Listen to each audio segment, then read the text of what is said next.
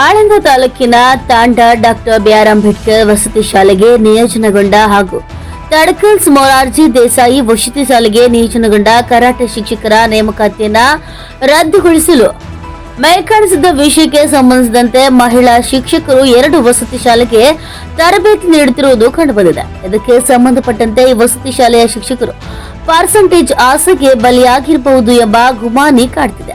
ಆದ ಕಾರಣ ಮೇಲಾಧಿಕಾರಿಗಳು ತಮ್ಮಲ್ಲಿ ವಿನಂತಿಸಿಕೊಳ್ಳುವುದೇನೆಂದರೆ ಒಂದು ವಸತಿ ಶಾಲೆಗೆ ಒಬ್ಬ ಶಿಕ್ಷಕರು ಮಾತ್ರ ನಿಯೋಜನೆಗೊಳಿಸಬೇಕೆಂದು ಆಯಾ ಶಾಲೆಯ ಪ್ರಾಂಶುಪಾಲರಿಗೆ ಸೂಚನೆ ನೀಡಿದ್ದೀರಿ.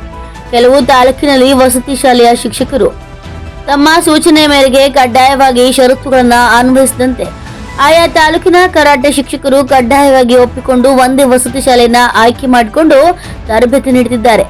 ಆದರೆ ಆಳಂದ ತಾಲೂಕಿನ ಡಾಕ್ಟರ್ ಬಿಆರ್ ಅಂಬೇಡ್ಕರ್ ವಸತಿ ಶಾಲೆಯ ಎನ್ಎನ್ ತಾಂಡನಲ್ಲಿ ಹಾಗೂ ತಡಕಲ್ನಲ್ಲಿ ನಿಯೋಜನೆಗೆ 2 ವಸತಿ ಶಾಲೆಯನ್ನ ಆಯ್ಕೆ ಮಾಡಿಕೊಂಡಿದ್ದಾರೆ. ಇದನ್ನ ತಡೆ ಹಿಡಿದಿದ್ದರೆ ಕಲಬುರಗಿ ಜಿಲ್ಲೆಯ ಪತ್ರಿಕಾ ಭವನದಲ್ಲಿ ಪತ್ರಿಕಾಗೋಷ್ಠಿಯನ್ನು ಏರ್ಪಡಿಸಿ ತಮ್ಮ ಸಾಮಾಜಿಕ ಕಲ್ಯಾಣ ಇಲಾಖೆಯ ಕಚೇರಿ ಮುಂದೆ ಉಪವಾಸ ಸತ್ಯಾಗ್ರಹ ಹಮ್ಮಿಕೊಳ್ತೀವೆಂದು ಈ ಮೂಲಕ ಅವ್ಯವಸ್ಥೆಯನ್ನು ಸರಿಪಡಿಸಬೇಕೆಂದು ಆಳಂದ ತಾಲೂಕಾ ಕರಾಟೆ ಶಿಕ್ಷಕರ ಸಂಘದ ತಾಲೂಕಾಧ್ಯಕ್ಷ ಮಹೇಂದ್ರ ಚಿರಸಾಕರ್ ಅವರು ತಿಳಿಸಿದರು.